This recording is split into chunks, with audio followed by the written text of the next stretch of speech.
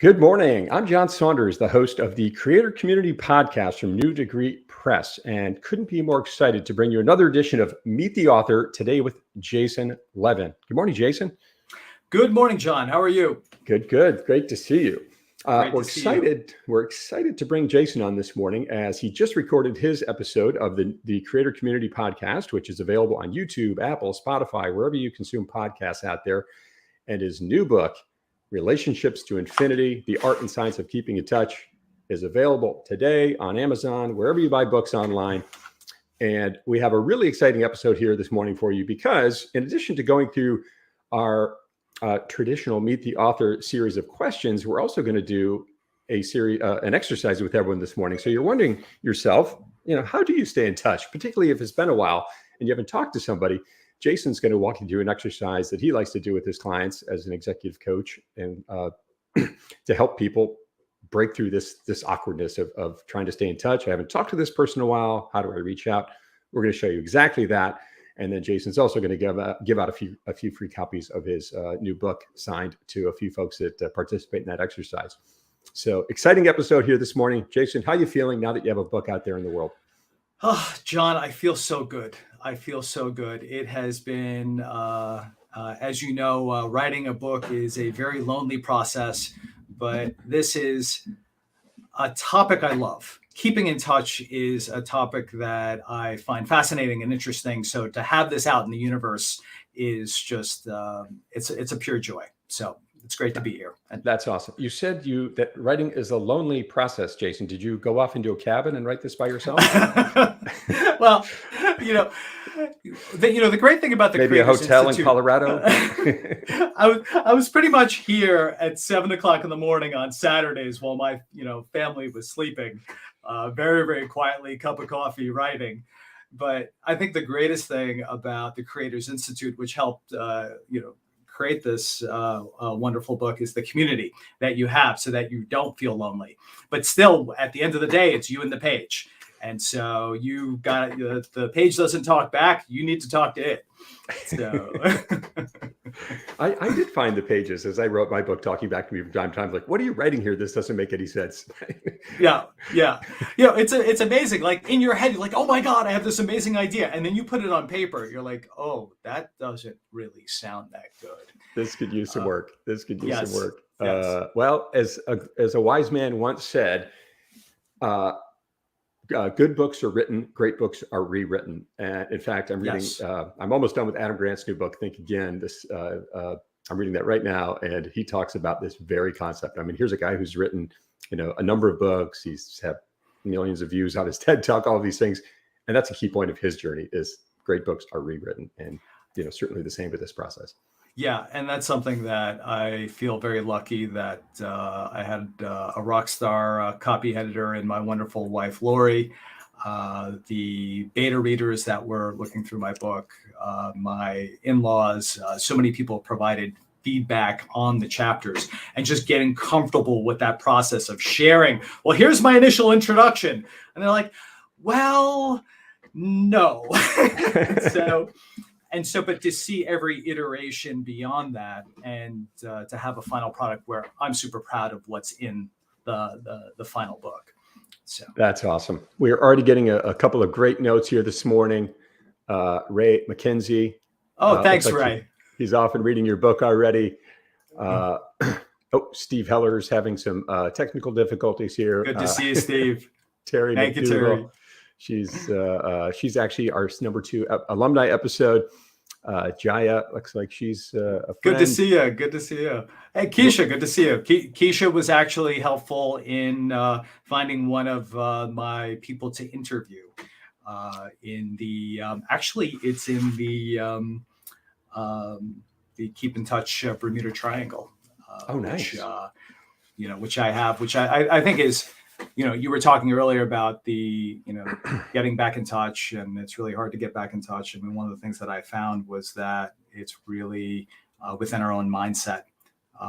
And so I coined the term, the Bermuda Keep in Touch Triangle, which is really based on 3 foundational normal emotions, fear, worry, and guilt. And And any one of those things can hold you back. But often I observe fear, worry, and guilt in a lot of my clients and the trainings that I do. So we all have an opportunity to break our own triangles. So. Two big things there. One, I sense a trademark coming. Any trademark attorneys out there? Two, the fact, that Keisha, and this is something I think a lot of people that haven't written a book before don't realize, and I certainly didn't until I went through the journey, is it takes a village and it takes a community of beta readers and people that get involved early that help you find interviews, that help you refine stories, that help you. I mean, I had friends that brainstormed with me on subtitles for chapters. How do I frame this? And we'd go through 30 iterations of it, right? These kind of things. It's funny. I often, in my coaching work, I talk about, Speaking of the cabin. That's my wife, Lori. You wish you had a cabin to run off to. That would be very nice. But it's well done, one of Lori. those things. Hi, Kara. Thank you. So, I mean, one of the things that I often talk about in my coaching work, in my training work, is that career management or business development or whatever you're trying to achieve is a team sport. And what I've come to learn is that in writing a book, it is the same thing. It's the same exact thing. And it's amazing the community and to write a book when we're all in this virtual hybrid environment where people are more than happy to share their ideas and connect with you and be able to say, oh, Jason, I've got this expert for you that you should really interview. That's been actually, when I think about writing this book, one of my favorite things to do was actually interviewing the experts. I could spend decades into the future just talking to people about what they know. I mean, I feel like I've learned so much in this process. So. That's awesome. It's incredible. And I know we'll get into a couple of these examples here in the rapid fire section, but one of the most interesting interviews and people that helped me out with my book was a guy found in Finland who runs an innovation consultancy, Jesse Nymanen. He was so helpful. And I literally sent him a cold note on LinkedIn to say, hey, I love this paper you wrote. I'd love to connect with you. And, we've become good buddies ever since then. Boy, the notes are just pouring in here, buddy. Stephen Mezzacappa, season 1, creator community, Jeff Weber. Jeff, good to see you. Thank you, Jeff. Thank you, Jeff. Appreciate it. LinkedIn user. Somebody's got their privacy settings up. Matthew Huggins. He used to be one of my neighbors. Nice. Marine, good to see you. Good to see you. This is great. This is the notes are pouring in here, buddy. Yeah, good to see you. Thank you, Jody. Thank you. You've been super helpful.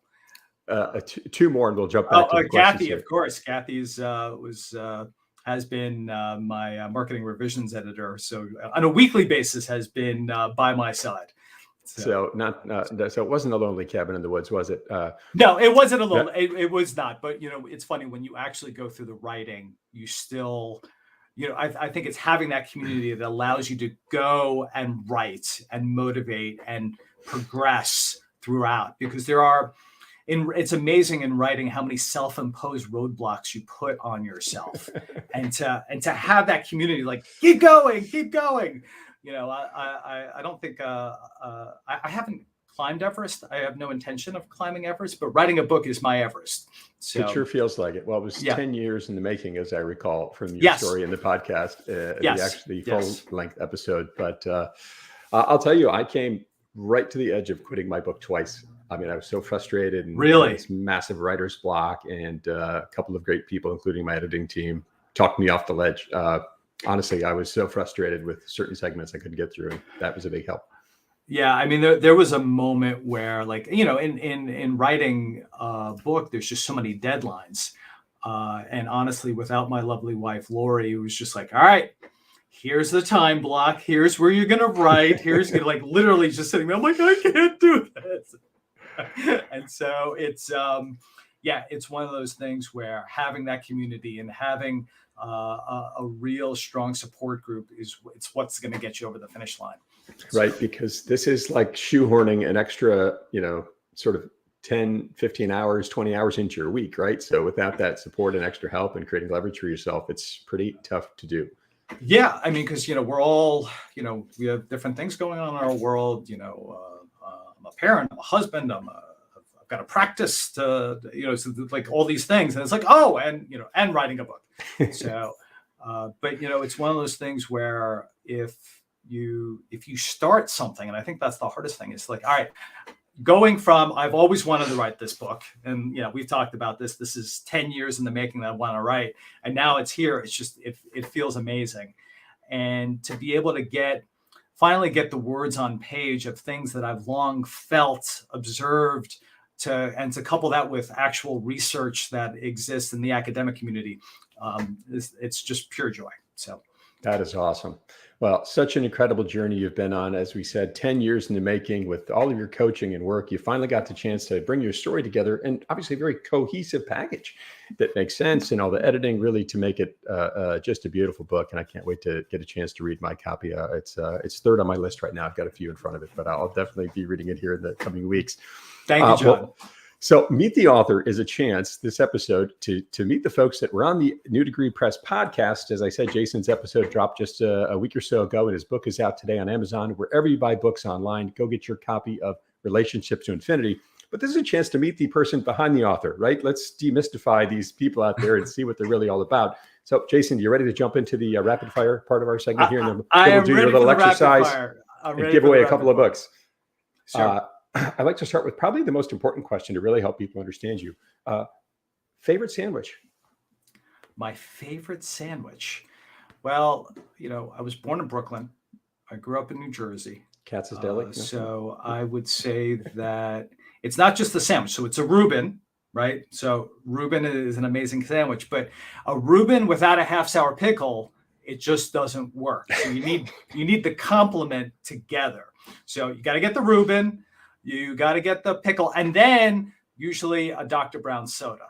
So, so in DC, to find those things, I have to actually leave DC and go to Maryland.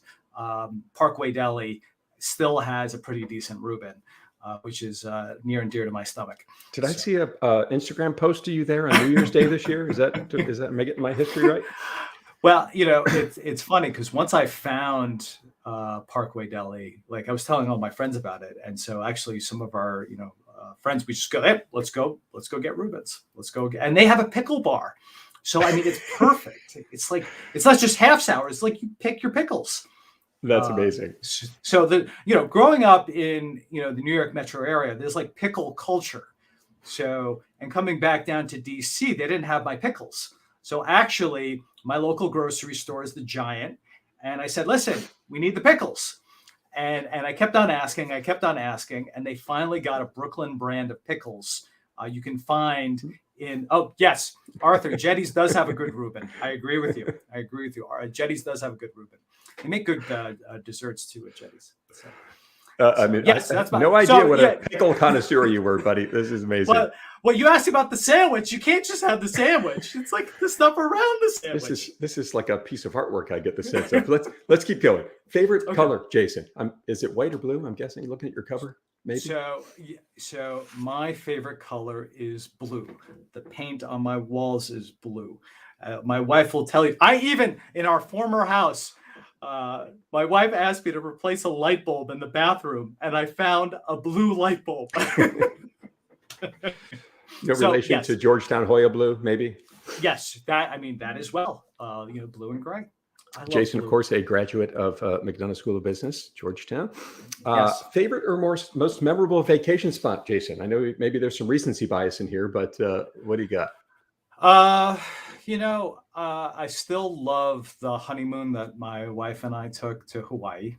Solid answer. Where we discovered poke, and we the fish bowls. The fish bowls, and we walked along the beach, and we were in Honolulu Bay in Kauai, and it was just glorious. So I will say there are many great vacations. I still enjoy my honeymoon, and babe, we'll get back there one day. Also went to Hawaii for my honeymoon. Great spot. Yes. Another deep hitting question here, Jason. Scariest animal? Scariest animal? Oh, well, it's the hyena. Are you kidding? All right, so you're talking to somebody that during when our kids were born and we got into animals and we were going to zoos, and I've been watching Nat Geo. All right, so sandwiches, one topic, but the animal kingdom, that's a whole other topic. Hyenas have the highest bite force known to man. Wow. Their oxygen capacity, they're like marathon runners. Hyenas are the scariest animal by far. I mean, clearly you've done your research. Yes. No, I fear those because they hunt in packs. So not only are they long distance runners, but you get like 5 or 10 or 15 of them, and it's really scary. So I'm a big fan of the Nat Geo shows. I'm with you. I've watched a bunch of those. Nat Geo shows, and with my boys, they're in elementary school. We've been watching Secrets of the Zoo on Disney Plus. Yes, about they have a couple different versions. The one we like the most is the one in Columbus, Ohio, which is just amazing. It's absolutely amazing. Yes. So anyway. Fun shows. Yes. A couple more questions, and we'll jump into your exercise here. Sure. Better fruit, apples or bananas? Ooh, that's a tough one. Honey Crisp apples. Love it. Nailed it. Favorite or most memorable movie? My favorite movie, and my wife knows this, is, and it's a movie that not a lot of people know about. Ray McKenzie says blue's awesome. I know Who Nice paired with orange. That's funny. Favorite movie is, Charlotte. Hoya Saxon. Thank you, Charlotte. And Charlotte, happy birthday today. So I saw this morning, LinkedIn reminded me that's Charlotte's birthday. So happy birthday, Charlotte. So favorite movie, my wife knows this. It's not as well known, but it's still something that touched me when I was in high school, and we rewatch it from time to time. It's called Defending Your Life. Defending Your Life with Albert Brooks and Meryl Streep. It is a movie that is about how you deal with fear. And it is still to this day, it lives up very, very well. And it's a movie that still touches me on how we think about fear and how we address fear and how we overcome fear. I still get goosebumps when I watch the movie. So Defending Your Life, Albert Brooks, Meryl Streep, my favorite movie. Wow. Thank you for the recommendation. Favorite smell, Jason, what's that one for you? Maybe a pickle jar? Let's see. I would say the brew of my coffee in the morning is one of my favorite smells. I have toasted praline that I get from Calvert Woodley. It's Colombian beans roasted in fudge. I would say coffee beans. Love it. I'm with you. I'm going to add one wrinkle to that, which is coffee beans with the smell of bacon on the stovetop, which is very popular. That's serious. That's very serious, John. Last photo on your phone, Jason. What do we got? Let me take a look. Let me take a look and see what's on my phone, if I can actually talk about it. The last photo on my phone is actually a tofu recipe that I just shared. My wife has this great tofu recipe that I shared with. The photo before that, my son is using my home office to do interviews with his family members for an elementary school project. So where you host your own podcast. Well, what's great is that he's got a list of questions and he's able to use the Zoom platform and be able to record family members talking about, ancestors and where they're from and all those kinds of things. That is cool. That is cool. Yeah. Favorite song to sing with or without an audience? I feel pretty, oh so pretty. For some reason, it doesn't surprise me, that one, Jason. I'm just going to put it out there.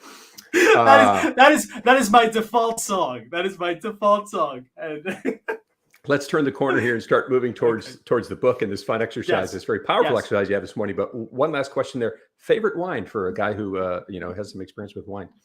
So I lived in France for 5 years, and before I moved to Paris, I spent a year in Lyon, which is in the Rhone country. So Côte de Rhone is still my favorite go-to every kind of drinking wine. So love a good Côte de Rhone. Nice. All right. So Jason, you do workshops. Yes. All sorts of setups, different types of Zoom, live, different exercises. You had a workshop idea today we want to run through quickly just to give people a quick exercise. If I'm feeling awkward about connecting, I want to reconnect with someone. It's been a year, 2, 3, 5. Yes. How do I do that? So why don't you walk us through that, if you would? So I want everybody to think about somebody they're thinking about getting back in touch with, whether it be personal or professional. You might have lost touch. It might have been 6 months, a year, 2 years, 3 years, 5 years. And the way that I want you to think about it is, what is one favorable memory that you have about them? What is it that you appreciate about them specifically? I want you to pick that person and write, I've been thinking about you. I'd like to get back in touch. I was thinking about what I enjoy, and share that memory.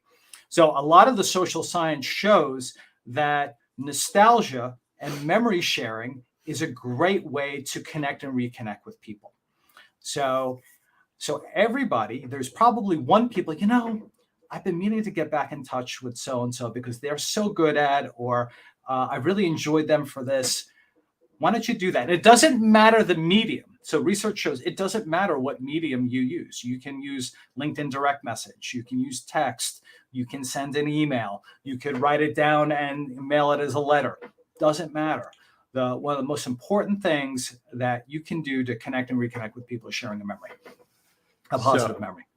So we could go on LinkedIn right now. Should yes. we try it? What do you think? Absolutely. I'm a huge fan when I'm doing my training sessions. I'm like, yes, I want you to multitask. I want you to multitask. That is the goal of this session. So find one person and you could do it on LinkedIn or text or whatever it is. I've been thinking about you. And the reason I'm thinking about you is because I remember this. And this is something I've always appreciated about you. So it's structured gratitude. It's really, we talk about gratitude in the abstract. What I like to do with my clients in training sessions and individually is, well, why don't we talk about professional gratitude? There's all these things you know. Well, how do you know these things? Share that with somebody. Don't forget. Show them that you still remember what they've done for you. The number of execs that I talk to, I help them get this client or I help them get this job and they never talk to me again. And so, yes. Share some gratitude. What is why do we do that? Why do we connect and then walk away? What's the deal with this? So I think that too often we get into our own heads. There's something in the academic literature known as a social fortress, where at times we're only able to see the people that are just in our close professional and social circles. And so it's a limited number of people. So partly it's the human brain doing a default setting, the amygdala saying, all right, I'm only going to stick with these type people, regardless of what's happening. And so one of the things is you have to go beyond your own social fortress to go to the people that have been with you over the years. And then, one of the other things is life events happen. I mean, certainly in the last 2 years, we've all been under different types of stress. We've been under different types of things that have been happening in our lives. So these are normal things. And I think with the book, I'm trying to normalize that losing touch is normal. And so is getting back in touch. Like these should be normal activities. And so you break your social fortress by taking one at a time. Arthur, someone just did that to me. I'm not sure if it was intentional or not. And I will tell you, it felt good. Maybe they went to one of your workshops, Jason. Yeah. That's awesome, Arthur. Thank you for sharing. Thanks for sharing that. A little off topic here, but you've got a fan with CDP. Well, I think it's CDR maybe. I'll bring a bottle. Prashant, you're on. Prashant, I cheers to you. Cheers. Yes, I will be more than happy to. I love that tip for networking. Thank you, Terry. A lot of great notes in here. So yeah, if folks want to maybe drop a name, maybe the first name and last initial about who they want to reach out to this morning, the first three who do that, shoot myself or Jason a note and we'll get a signed copy of your book out and mailed to you. Is that our deal? Yes, that's the deal. So first three people that have done the exercise, share it with John. We'll make sure to get you a signed copy as a way to say, you know what? Good for you for keeping in touch. Let's make 2022 the year of keeping in touch for really real. Let's not just say it. Let's aspire to it. Let's have fun with it. Keeping in touch is a wonderful activity. It is a wonderful activity. It makes you feel better. And it's actually wonderful for all the different types of career activities and goals that you might have, whether it be business development or mentorship or sponsorship or getting a promotion in your organization or some type of transition. Keeping in touch is great. I love it. Prashant wanted to make one clarification here. Cote de Rome. No, Cote de Rome. No, I think he meant Chateauneuf du Pape is what he was maybe referring to as CDP. I thought it was a typo. Well, hold on a second. Chateauneuf du Pape is a perfectly good Rhone wine. It's a little bit more expensive. Actually, Prashant. Okay, so Cote de Rome is great, but I would, and we should do a bottle of this. And actually, my lovely wife and I, we went to a French restaurant in DC, and I ordered a St. Joseph. And literally, the owner of the restaurant came out. He's like, "Who ordered the St. Joseph? Who knew to order a St. Joseph?" So St. Joseph is, I think, on par with a Chateauneuf du Pape, not the same price point. So that's my other tip. Go get a St. Joseph. They're awesome. So many great nuggets here this morning. Mary, nice note here. Mary Ann, sometimes we're connecting. I find an interesting article, a podcast related to that memory to share with them. It's something I can offer to others to show I put in the time when I thought of them. Mary Ann, that is outstanding. And Mary Ann was at the Georgetown Career Center when I was an MBA. And actually, Mary Ann is in this book because, but not for Mary Ann. Mary Ann was the first person many moons ago to call me a coach. Up until that time, I was just helping people out. But Mary Ann said, you're a coach. And that got me in a whole new direction on how I thought about myself. So Mary Ann, thank you for sharing, and thank you. And yes, I appreciate you. Changing the world one Georgetown student at a time, Mary Ann. Well done. Well done. And certainly Prashant has done a lot of work himself as one of the deans of the business school. Let's dive back into the questions here. If people want to get a signed copy of Jason's book, send me your note or Jason and their first name, last initial, and we'll get one out to you. Jason, let's get back to the rapid fire here and wrap it up. We're getting close to our time. What's one thing you need to throw out? I'm sensing a note. I'm sensing a note from your wife appearing here shortly. Well, there are many things I need to throw out. I mean, that's one of the reasons why I hired a professional organizer. His name is Stephen Cohen. If you live in the DC area, he is the best. So that's my shout out to Stephen because he helps me throw out so many different types of things. I tend to keep, I'm a huge fan of the Washington Business Journal, and I just keep the printed copies. And I'm like, I just need to let go and recycle them. So that's one of the things that actually when I get off, I'm like, all right, I promised my wife that I don't need a Washington Business Journal from 2019. I can let it go. And I also can let go, every year we get the new book of lists. And so I have a stack of book of lists, 2020, 2019, 2018. It's like, all right, I can let those go also. Is this the book of lists from George Carlin or something else? No. It's here. It's over here. Let me pull it down. Oops. So, Laurie says, Stephen Cohen says this regularly. So, book a list from Washington Business Journal. I'm a huge fan of lists, list making. And it's one of those things where it's a wonderful business development tool. It's a great career management tool. It helps you understand what's going on in your local market. So, book a list. Thank you, Prashant. Amazing insight. Look forward to reading the book and reconnecting with the many people in my life who I've lost touch with. And Prashant, you and I should connect. We should connect about connecting. Let's get through the last few here and wrap it up here. Thank you so much for tuning in. For those who haven't seen Jason's podcast episode yet, the Creator Community, available on YouTube, Apple, wherever you consume podcasts, and his book, Infinity Relationships to Infinity, is available wherever you buy books online today. Last couple of questions here, Jason. Favorite praise quote for your book? The quote on the back. What's your favorite one? I mean, there's so many, but I feel very blessed that Daniel Pink was someone who gave me a praise quote. That meant a lot to me. So unbelievable. Daniel Pink's book is out on the power of regret. And I didn't realize when he gave me the praise quote that one of the top 4 regrets that people have is actually connection regrets. He did a study of over 16,000 people across the globe. One of the top 4 things that came out is I lost touch and I regret that. So I feel very blessed that he gave me a praise quote and he said, this is something that people should read. So cool. I've got Dan's book. Let's see. It's right there, right in behind me there on the bookshelf. I just got it in the mail the other day. Yeah. Favorite writing location as you went through the journey? So favorite writing location is still my home office. I love my home office. I've got all my different tools and things and reminders, picture of my wife and my boys. And like, this is the place where I just love to write. So, yeah. That's awesome. Last question. Describe your writing journey in 5 words, Jason. Oh my goodness. I would say. That's only 3. Don't do it alone. Please. Thank you. Maybe. Thank you. And or another one is Thank you, Lori Mahalik Levin, for being there. Absolutely incredible. Jason, meet the author. So fun to have you here this morning for another fantastic episode. Jason's book is available today, wherever you buy books online. Go out and get your copy. Go out and check out the YouTube channel for Jason's long form interview, if you will. It's called The Creator Community from Music Degree Press, available on Apple, Spotify, wherever you buy books online. Jason, great to see you this morning. So many awesome notes from your friends out there and your supporters. Thank you, just really cool.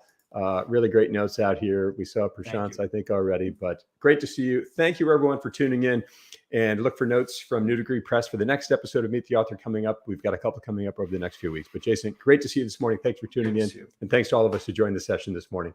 Have a great rest of the week.